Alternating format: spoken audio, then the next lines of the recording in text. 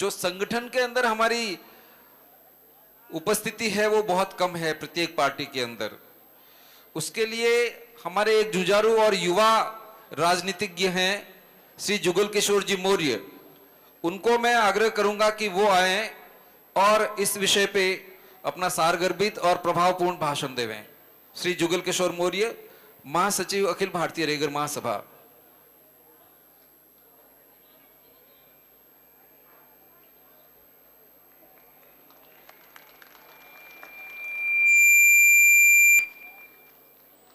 आज के इस कार्यक्रम के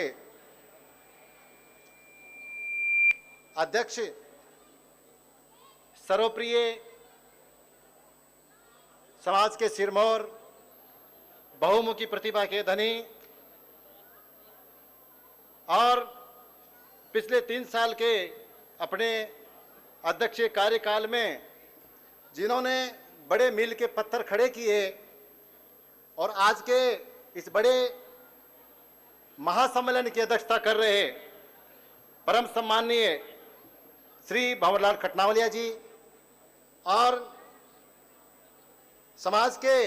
इस 6वें अखिल भारतीय महासम्मेलन की रूपरेखा तैयार करने और इसको सफलता के बड़ी ऊंचाई पर पहुंचाने में जिन्होंने बड़ी जोरदार भूमिका अदा की है, दिल्ली के पूर्व महापौर आदरणीय श्री योगेंद्र चांदोलिया जी, आदरणीय डॉक्टर मुक्तेश गाड़ेगावलिया जी, आदरणीय मोलपुरिया जी, सम्मानित मंच और मंच के सामने उपस्थित मेरे समाज के सभी बुजुर्गों, युवा शक्ति के प्रतीक मेरे नौजवान साथियों, बड़ी संख्या में अपनी गरिमापूर्ण उपस्थिति दे रही मेरी माताओं और बहनों, आज के इस कार्यक्रम में सबसे पहले मैं आप सभी को प्रणाम करता हूं, आपका स्वागत करता हूं, आपका अभिनंदन करता हूं और विशेष रूप से माताओं और बहनों को प्रणाम करता हूं और बधाई देता हूं दिल्ली के यहाँ महासभा से जुड़े हुए और सभी समाजों से, सभी संगठनों से जुड़े हुए हमारे जुझारी साथियों का कि बहुत जोरदार आयोजन आपने किया। मुझे जिस विषय पर बोलने के लिए अधिकृत किया, बहुत ही महत्वपूर्ण विषय के लिए आपने मुझ पर बोलने के लिए अपना विश्वास व्यक्त किया, उसके लिए समिति का और आदरणीय अध्यक्ष जी का मैं धन्यवाद ज्ञापित करता हूं और मैं अपने आप को काफी उल्लासित और उत्साहित महसूस कर रहा हूं और अपने आप को बड़ा गौरवान्वित महसूस करता हूं। राजनीति पर चर्चा करने के लिए हम इस विषय को दो बड़े बड़े केंद्रों में बांट सकते हैं। आदरणीय मदन खोरवाल जी और आदरणीय सुशीला खोरवाल जी विराजमान है, मैं आपको स्वागत करता हूं, प्रणाम और अभिनंदन करता हूं। जो बड़े बड़े केंद्र जिनको इस विषय को हम बांट सकते हैं वो है संगठन और सत्ता। बात को शुरुआत करने से पहले संविधान के निर्माता डॉक्टर भीमराव अंबेडकर जी का वो कथन मैं उद्धृतियां करना चाहूंगा। उन्होंने कहा है कि राजनीतिक सत्ता की चाबी वो चाबी है जिससे विकास के सारे दरवाजे खोले जा सकते हैं।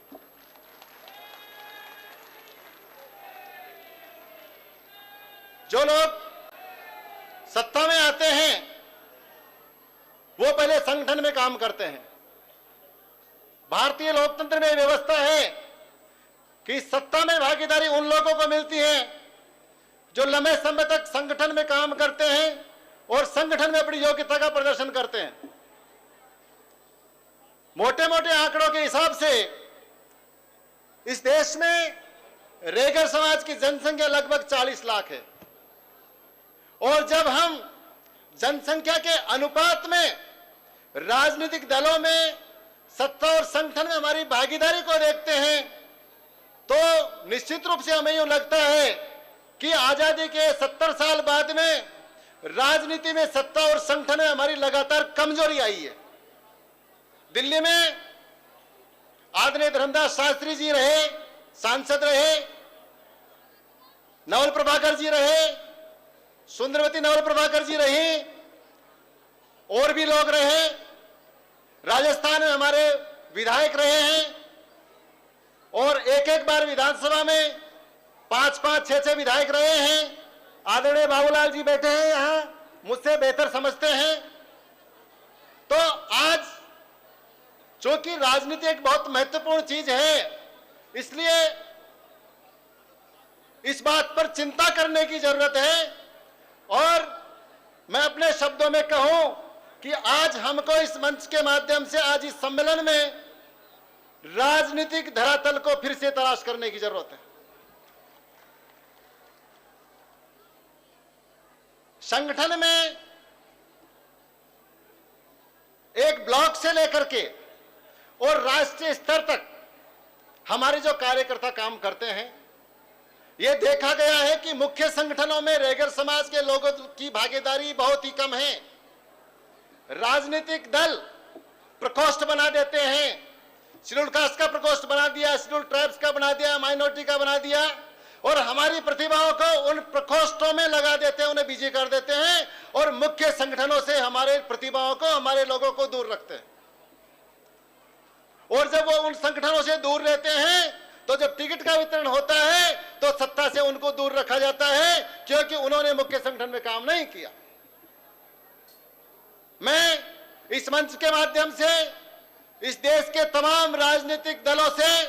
इस समाज की ओर से अपील करना चाहता हूं कि हमारे समाज के कार्यकर्ता, चाहे वो किसी भी राजनीतिक विचारधारा के हों, उन्हें मुख्य संगठनों में जरूरी जगह दें, उनको आवश्यक जगह दें। बहुत जगह ब्लॉक अध्यक्ष हमारे समाज के नहीं है, जिलाध्यक्ष हमारे समाज के नहीं है, प्रांतीय संगठनों में उपाध्यक्ष और महासचिव हमारे समाजों के नहीं है। हम अपील करना चाहते हैं कि हमारे समाज के लोगों को आनुपातिक रूप से संगठनों में जगह देवें। इसके साथ ही मैं यह भी अपील करना चाहता हूं कि आबादी के हिसाब से,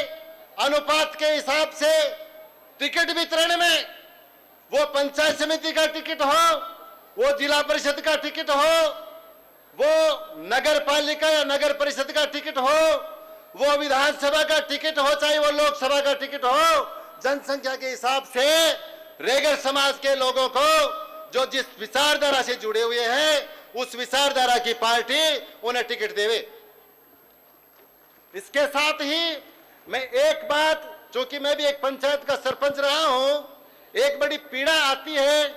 कि कोई भी पार्टी किसी भी कार्यकर्ता को चुनाव लड़ने के लिए अधिकृत करती है, उसे अपना प्रत्याशी बनाती है, तो हमारे ही समाज का दूसरा भाई उसको हराने के लिए टिकट, चुनाव लड़ना शुरू कर देता है, चुनाव लड़ता है और उसको हरवा देता है। इस मंच के माध्यम से तमाम समाज के लोग, पूरा भारतवर्ष एकत्रित है। मैं आप लोगों से अपील करना चाहता हूं कि आप अगर समाज को राजनीतिक रूप से मजबूत करना चाहते हैं तो रैगर भाई के सामने चुनाव लड़ने, ये लड़ने की बात सोचे भी नहीं। और समाज के लोगों की ये जिम्मेदारी है कि ऐसे लोगों को रोकें, ऐसे लोगों को समाज के आदमी के सामने चुनाव लड़ने से रोकें। लोकतंत्र में एक वोट का बड़ा महत्व होता है। अगर हमारा समाज का आदमी एक वोट से भी हारता है तो वह समाज की बहुत बड़ी हानि होती है। एक बात और कहना चाहता हूं आप लोगों को मैं कि राजनीति में जब टिकट देते हैं, चाहे वो कोई भी राजनीतिक पार्टी हो, तो उन पार्टियों से मैं अपील करना चाहता हूं आप लोगों के माध्यम से और आप लोगों के समर्थन से कि आप ऐसे लोगों को प्रत्याशी बनाएं जो सामाजिक सरोकारों से जुड़े हुए हो। मैं पूरे समाज से इस बात के लिए समर्थन चाहता हूं।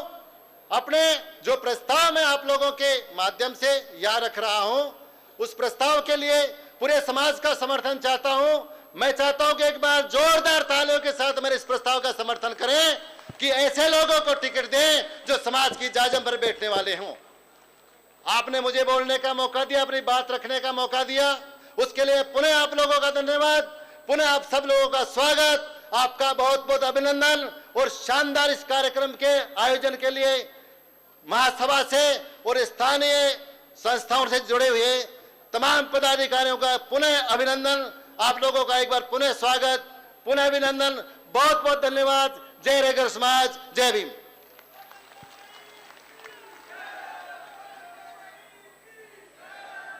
बहुत बहुत धन्यवाद जुगल जी।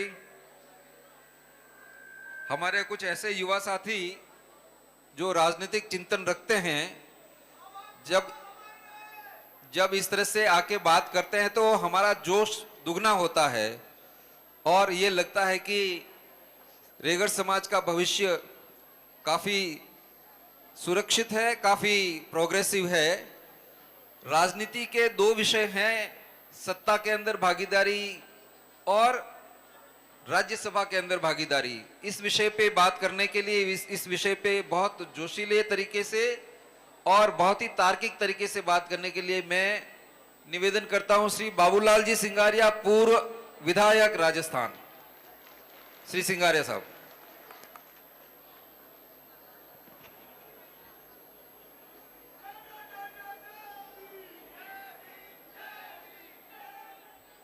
राम राम सा। बोल जात गंगा माई की, बोल राम सा पीर की, बोल लुणीचारा श्याम की। अखिल भारतीय रेगर महासभा के तत्वाधान में आयोजित आज ये छठा राष्ट्रीय रेगर महासम्मेलन, जिसके अंतर्गत हिंदुस्तान की समस्त गली मोहल्ले, तहसील, जिला स्तर की इकाइयों समेत जितनी भी रजिस्टर्ड महासभाएं हैं, उस सब का योगदान के सहित आज आदरणीय हमारे राष्ट्रीय अध्यक्ष सम्मान्य श्रीमान भंवरलाल जी खटनावलिया साहब, जिनके नेतृत्व के अंदर आज इस भारत की राजधानी नई दिल्ली के अंदर इस रेगर समाज को एक झंडे के नीचे इकट्ठे करके और इस विभिन्न राजनीतिक दलों की छाती के ऊपर ताल ठोकते हुए इस ताल कटोरा स्टेडियम के अंदर रेगर समाज को इकट्ठा किया। मैं इन आदरणीय अध्यक्ष जी को साधुवाद देता हूं और धन्यवाद देता हूं। आज हिंदुस्तान के विभिन्न राज्यों के और विभिन्न जिलों के अंदर आप लोग यहां पधार करके और रेगर समाज के झंडे के नीचे आकर के आदरणीय नवल साहब के आह्वान के ऊपर आप लोगों ने यहां इकट्ठा होकर के और विभिन्न राजनीतिक दलों के अंदर एक संदेश दे दिया है कि हम लोगों ने, चाहे आपको याद किया, आप सवेरे आए, चाहे शाम को आए, चाहे दोपहर में आए, चाहे आए या ना आए, हमारी आज यहाँ की ताल कटोरा स्टेडियम की जो गूंज इस पूरी राजधानी के अंदर गूंजेगी, जिसका पूरा असर भारत के ठेठ अंतिम छोर पे बैठे हुए रेगर समाज के गांव ढाणे तक पहुंचेगी। दोस्तों, आज एक बहुत बड़ा ये यज्ञ है, ये महायज्ञ है, जिसके अंदर आप लोगों ने इकट्ठा होकर के आज अपनी यहाँ पे भागीदारी सुनिश्चित करके और आप लोग अपना अमूल्य समय निकाल करके जो आपने आज आहुति दी है, निश्चित तौर पे ये महायज्ञ सफल होगा और आने वाले दिन के अंदर इसकी पूर्णाहुति के रूप के अंदर समाज आगे विकास करेगा। इस तत्वाधान के अंदर मैं आदरणीय नवल साहब को पुनः साधुवाद देता हूं। मैं साधुवाद देता हूं आज के संयोजक साहब को, जो इस दिल्ली के पूर्व नहीं अभूतपूर्व और क्रांतिकारी नेता भाई योगेंद्र जी चांदोलिया साहब, जो यहाँ के पूर्व मेयर रहे हैं, मैं उनको भी साधुवाद देता हूं कि उनकी पूरी टीम ने और पूरे मैनेजमेंट के साथ में आज इस समाज को इस दिल्ली के अंदर इस शानदार स्टेडियम के अंदर बैठने की जो जगह उपलब्ध कराई और बैठ करके मंच उपलब्ध कराया, सामूहिक रूप से इस मेले के अंदर लोगों को भागीदारी दी, इसलिए मैं भाई योगेंद्र चांदोलिया जी को भी साधुवाद देता हूं, धन्यवाद देता हूं। मंच पर विराजमान सभी नेतागणों को भी साधुवाद प्रणाम करता हूं। विभिन्न प्रकार के विषय आए यहाँ पे,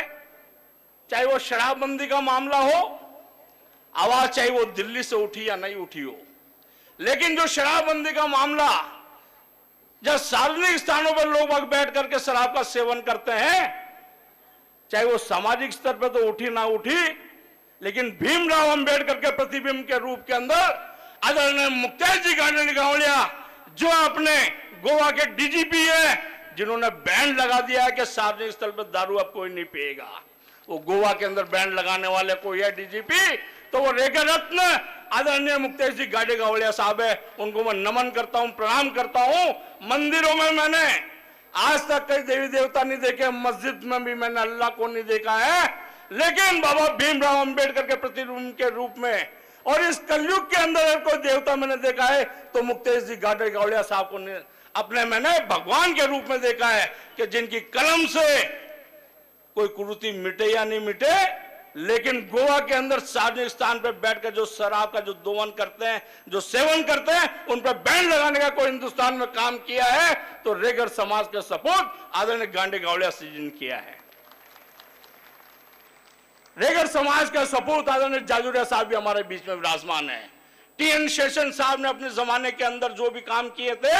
आज उसको हिंदुस्तान याद रखता है। उसी कड़ी के अंदर ईवीएम पेटीएम का जो काम, जो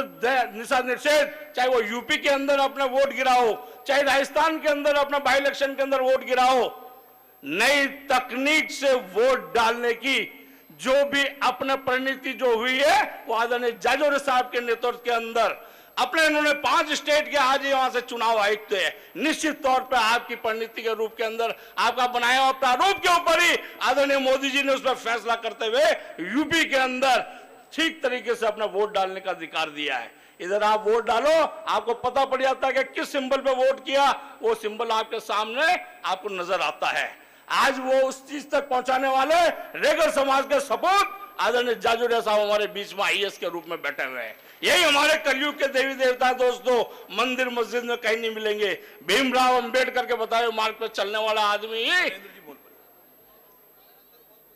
जाजोरिया परिवार के साथ में रहने वाले हमारे नरेंद्र जी मोलपुरिया साहब, जो आईएएस हमारे पुराने, जो जिनसे मैं पूरा परिचित भी हूं, आदरणीय जाजोरिया साहब भी हमारे आईएएस रहने हुए हमारे बीच में बैठे हुए, जो 5 स्टेट के जो बादशाह हैं हमारे से रेगर समाज के सपूत है आदरणीय नरेंद्र जी मोलपुरिया, जो आईएएस के रूप में हमारे बीच में बैठे हुए हैं, उनको मैं प्रणाम करता हूं, साधुवाद देता हूं कि आज उनकी बताई हुई परियोजना के आधार के ऊपर हिंदुस्तान सबको अनिवार्य वोट देने के रूप के अंदर वो आने वाले समय के अंदर वो भी एक कानून बनेगा, तो उसके अंदर अगर कोई मील का पत्थर साबित होंगे तो आदरणीय हमारे बीच में बैठे हुए नरेंद्र जी मोलपुरिया साहब होंगे। आज आपके इस सानिध्य के अंदर इन लोगों को मैं प्रणाम करता हूं। आदरणीय नवल साहब आईएएस अफसर रहे हुए हमारे राजस्थान से। राजस्थान की सुप्रीम कोर्ट, किसानों की सुप्रीम कोर्ट होती है रेवेन्यू बोर्ड, और उस रेवेन्यू बोर्ड के अंदर कोई मेंबर रह करके अगर किसी का अगर फैसला कर देवे तो वो उस इंसान की तकदीर बदल सकता है। तो किसानों की तकदीर बदलने का फैसला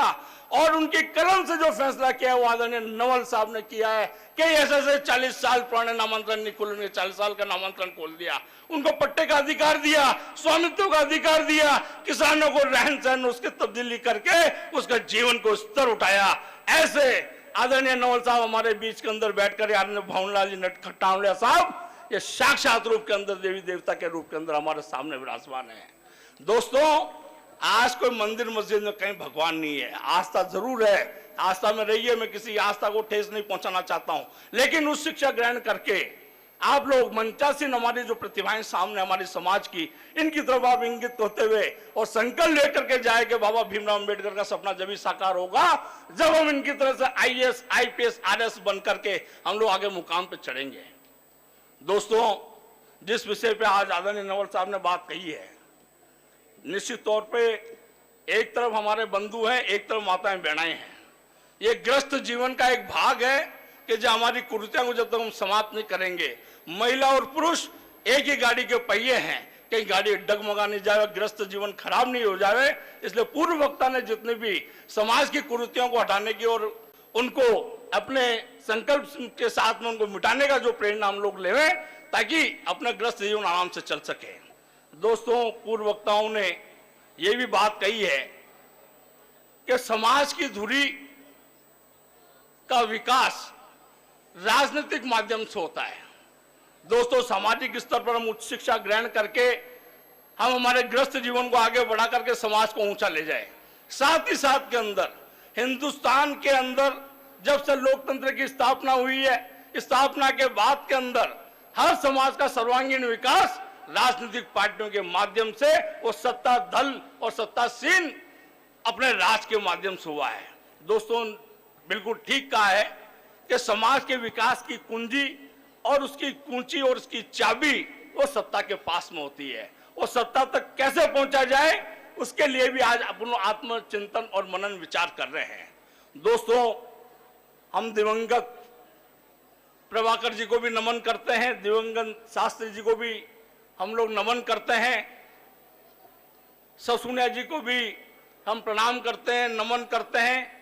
हमारे पूर्व जितने भी सांसद रहे हैं उन सबको हम नमन करते हैं, चाहे अपने बरदाराम जी फलवाड़िया साहब हो, चाहे अपने शास्त्री जी हो, इनको हम नमन और प्रणाम करके आज इस माध्यम से आगे बढ़ने का हम प्रयास कर रहे हैं। दोस्तों, आज पूरे हिंदुस्तान के अंदर लोकसभा जब यहां से सीट थी सुरक्षित, तो हमारा दिल्ली में लोकसभा पार्लियामेंट में घुसने का रास्ता करोल बाग होकर के जाया करता था और एक अपने जालोर से पार्लियामेंट के अंदर जाने का रास्ता था। विधि की विडंबना है, परिसीमन हुआ और आज हमारे दोनों रास्ते बंद हो गए हैं। रेगर समाज पूरे हिंदुस्तान के अंदर अनुसूचित जाति के अंदर सबसे बड़ा समाज है, लेकिन विडंबना यह है कि हमारे लिए हर प्रकार से लोकसभा और राज्यसभा के निरंतर रास्ते बंद होते चले गए और आज पूर्णतः बंद हो गए हैं। हमें कैसे पार्लियामेंट के अंदर घुसना है, कैसे हमें राज्यसभा में पहुंचना है, उसके लिए आज मंथन मनन विचार करने की जरूरत है। दोस्तों, लोकसभा के पूर्णतः रास्ते परिसीमन से बंद हो गए, एक रास्ता थोड़ा बहुत तो खुला है, तो वो राज्यसभा का खुला है और उसके लिए हमें डंके की चोट के ऊपर इस ताल कटोरा मैदान में ताल ठोक करके विभिन्न राजनीतिक पार्टियों को एहसास कराना है कि रेगर समाज की जो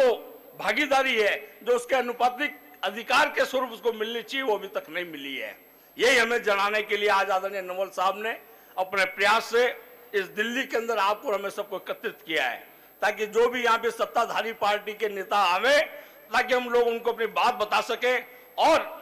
जो हमारी भागीदारी है उसके अनुपात के अंदर हम लोग राजनीतिक हिस्सेदारी लेना चाहते हैं, वो चीज जनाने के लिए आज आप हम लोग सब इकट्ठे हुए हैं।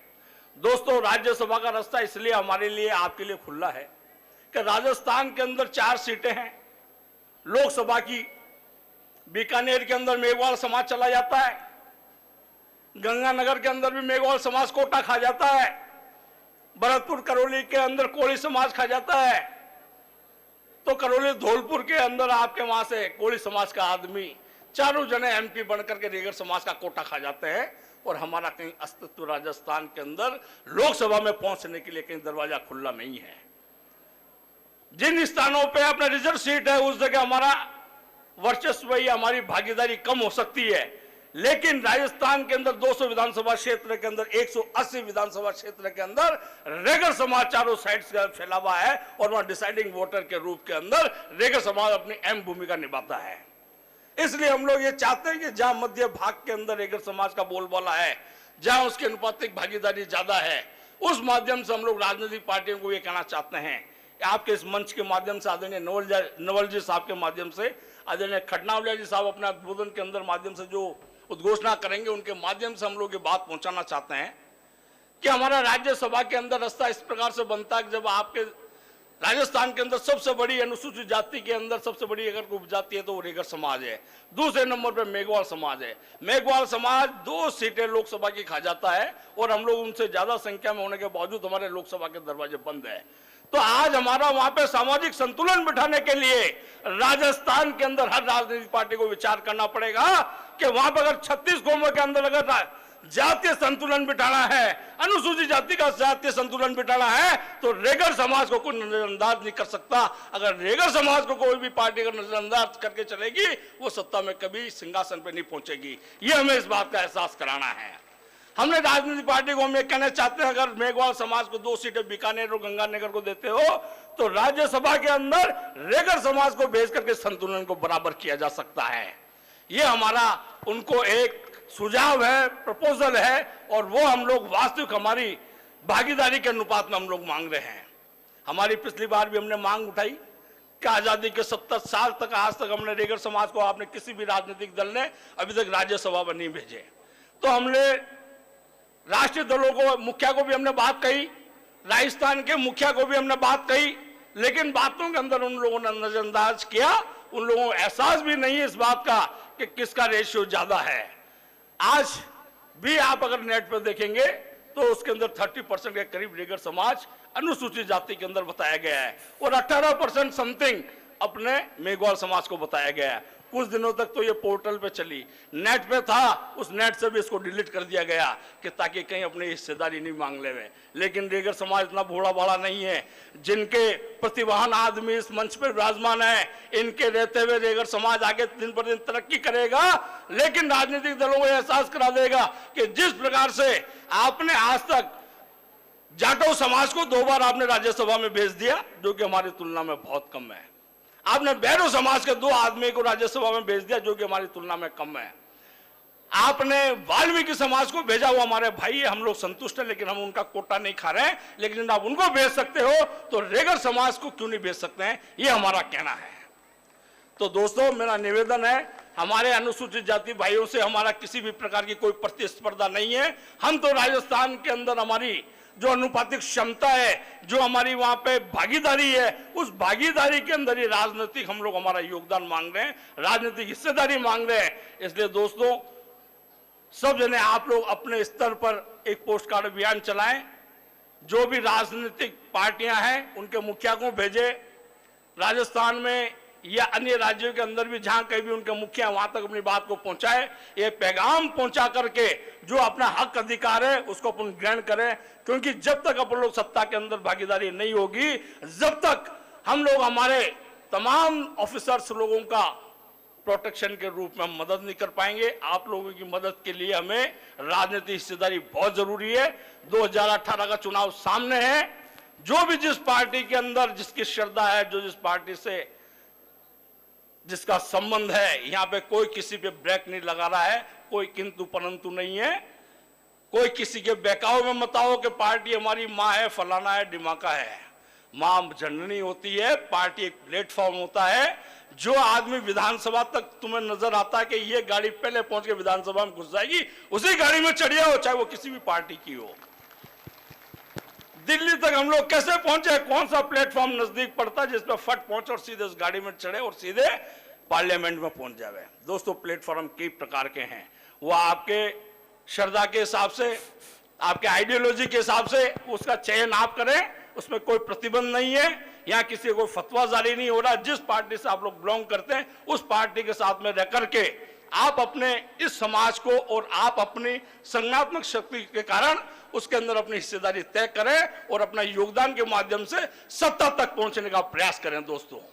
जब तक सत्ता तक हम नहीं पहुंचेंगे, चाहे प्रधान बने आप, चाहे जिला प्रमुख बने, चाहे अपने पार्लियामेंट मेंबर बने, चाहे लोकसभा के मेंबर बने, चाहे राज्यसभा के मेंबर के लिए बने, चाहे पार्षद का चुनाव लड़े, चाहे लोकसभा का चुनाव, चाहे विधानसभा का चुनाव लड़े, जितने भी चुनाव आ रहे हैं उन चुनाव के अंदर अपनी अहम भूमिका आप लोग निभाएं। और इसके अंदर जब कभी भी जहां समाज की आवश्यकता है, आदरणीय नवल साहब विराजमान है, जहां प्रचार प्रसार करने के लिए अपनी टीमों को ये लोग भेजेंगे, जहां फंड की व्यवस्था होगी, जिस प्रकार की भी जो समाज होगा अपने स्तर पर करेगा, वरना वहां पे लोकल लोगों का क्या करके इस बात को करेंगे। दोस्तों, बिल्कुल ठीक कहा कि आज का जो सब्जेक्ट है नवल साहब का, जिस प्रकार से आज इतना बड़ा इन्होंने सम्मेलन करके आप लोगों के बीच में आपके उत्थान के लिए, आपके वैभव के लिए, रेगर समाज को इस राष्ट्रीय मुख्य धारा में जोड़ने के लिए तमाम राजनीतिक पार्टियों को आह्वान करने के लिए आज इस दिल्ली के अंदर तालकटोरा में यह प्रोग्राम करके, आयोजन करके और समाज की उन्नति वैभवता के उद्देश्य से जो उन्होंने प्रोग्राम किया, इनको हम साधुवाद देते हैं, धन्यवाद देते हैं। और दोस्तों, जिस प्रकार से उन्होंने जो प्रस्ताव रखने की बात करी, मैंने अपना प्रस्ताव आप लोगों के सामने रखा है। प्रस्ताव पास अपने नवल साहब करवाएंगे और नवल साहब ने बोलने का मौका दिया और उनके तमाम पदाधिकारियों को हम लोग बहुत बहुत धन्यवाद देते हैं। दोस्तों, जब भी नवल साहब अखिल भारतीय रेगर महासभा के बैनर तले जब कभी भी आवाज दे, आप और हम लोग सब ने इकट्ठे होकर के रेगर समाज को मजबूत करें। इन्हीं शुभकामनाओं के साथ में धन्यवाद। जय हिंद। बहुत बहुत धन्यवाद बाबूलाल जी साहब, आपका लंबा अनुभव, आपका राजनीतिक जो प्रभाव रहा है वो पूरे हिंदुस्तान में सब जानते हैं कि किस तरह से आप समाज के लिए लड़े हैं और आपको प्रेरणा के रूप में लोग देखते हैं, युवा वर्ग देखता है। आपने जो ये उद्बोधन दिया उसके लिए आपका